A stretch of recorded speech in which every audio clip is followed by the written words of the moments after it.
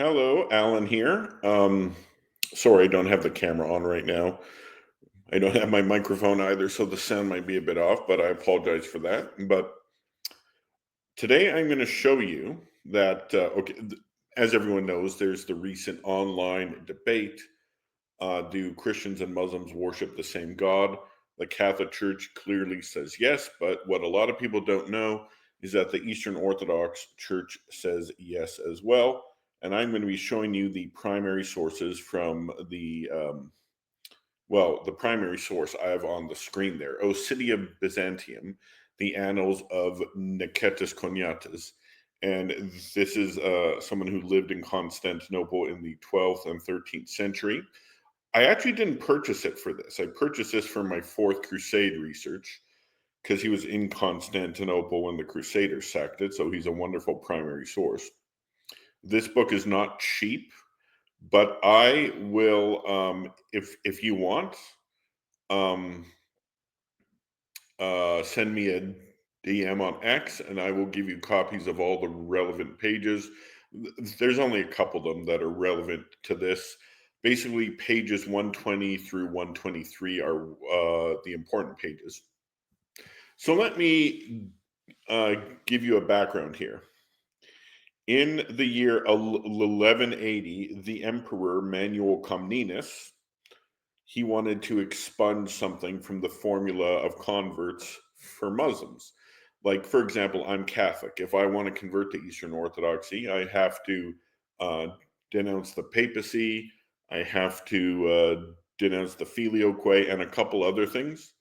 That's not unique to Catholicism, though. All people who convert to Eastern Orthodoxy have to denounce something from your old beliefs, and the Muslims were no different. Now, originally, I'm just going to explain this a bit, they had to condemn the God of Muhammad. And then Manuel Comnenus basically said, why are we going to do this? Uh, we should take it out because Christians and Muslims worship the same God. And he had opposition from some bishops over this. But we're going to see what happened in the end. I'm not going to quote everything relevant to the story. Again, page 120 to 123. Find me on X, and I will give you the PDFs in the direct messages. Okay, so here's my source. We're going to go. Okay, let's go to the top. What a thing it was that this man wrought near the end of his life in March to May 1180, included among the excommunications listed in the book on catechisms is the anathema directed against the God of Muhammad, about whom is stated, quote, he neither begat nor was begotten, and that he was a solid holos spheros. Manuel proposed to have the anathematization expunged from all the catechetical books, beginning with the Codex of the Great Church. The reason was specious. He contended that it was scandalous that the Hagarians, that's another word for Muslims, when being converted to our God-fearing faith, should be made to blaspheme God in any manner. He summoned, therefore, the most great Theodosius, who at the time governed and adored the chief throne, as well as those hierarchs in the city who excelled in learning and virtue, and made known his proposal to them with a bombastic introduction to the issue. They all shook their heads in refusal, unwillingly even to listen to his proposals, which they considered slanderous and detracting from the most holy, the most true glory of God. They piously explained the text, which supposedly was a cause for scandal and an obstacle, and made it quite clear that it was not God, the creator of heaven and earth, and who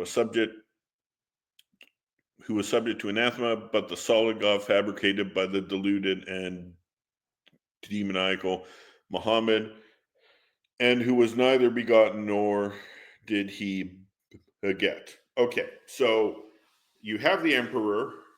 on one side, saying, no, it's the same God, and the bishops on the other. So who won? I'm not going to go through the whole thing. Again, I'll send this to you on X. It's about a page and a half, but I'm just going to go to the conclusion, and we will see what happened at the very end of this. Later, a public hearing was given to the dogmatic tome, and when all had lauded the contents as being reverently orthodox in its teaching and had gladly subscribed to it, the assembly was dismissed. The bishops departed, exulting in the fact that in opposing the emperor they had won out over him, while he rejoiced in having bent them to his will, having achieved with a few words what he had been unable to do with the earlier prolix tome. On the following day, however, when the synod convened at the patriarchal residence to act upon the agreement, for the imperial officials appeared at dawn to assemble the bishops, they were no longer of the same mind, but again shook their heads in denial, contending that the written decree still contained certain reprehensible words, which should be excised and replaced by others that would give no offense whatsoever to correct doctrine. Once again, the emperor was provoked and charged that their inconsistency and fickleness plainly showed that they were devoid of any intelligence. After a long delay, they barely agreed to remove the anathema of Muhammad's God from the catechetical books and to write in the anathema of Muhammad and all of his teachings. So they're going to condemn the Prophet Muhammad, obviously. He's condemned in the Catholic Church as well, Orthodox, but the God of Muhammad is not condemned.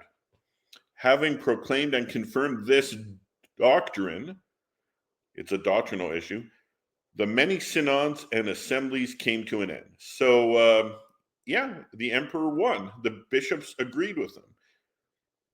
It says they barely agreed, but barely agreeing is still agreeing. If I say I barely finished my meal, it means I finished my meal. The barely is irrelevant. The bishops eventually agreed with the emperor on this to take it out. And to this day, I wanted to check if this was true to this day. So I contacted an Eastern Orthodox priest who's a person who I've seen online. I'm not going to tell you his name because I don't want him harassed by certain people. But I told him, hey, look, Father so-and-so, if a Catholic converts to Eastern Orthodoxy, he has to condemn the papacy, filioque, and a couple other things. And I know that all people from all backgrounds who convert have to deny something in their own religion. Can you send me the one on Islam? And let's see if what happened in the 12th century is still relevant. Here's what he gave. The Mahometan renounceth the Mahometan faith and its sophistries, Muhammad as being a false prophet, the Quran and all false legends, laws, and traditions therein contained, the pilgrimage to Mecca for worship as salutary to the soul, the inculcation of polygamy in this life, and the teaching as to sensual pleasures in paradise, and the blasphemies which Mohammedans utter touching Christ our Savior, his most holy mother, and Christians. What don't you see there? There's no condemnation of the God of Muhammad, because that would be condemning our God, because as Eastern Orthodox Christianity teach, that Christians and Muslims worship the same God, obviously with qualifications like the Catholics have. And so when Patriarch Kirill or some other patriarch or other bishops say that Christians and Muslims believe in and worship the same God, it's not because they're a ecumenist or a raging liberal or they're paid off by someone. No, it's because they're teaching what the Eastern Orthodox Church teaches. And I've shown you the primary sources and the liturgical source as to what they teach. I hope you learned something here, and have a good day, and God bless.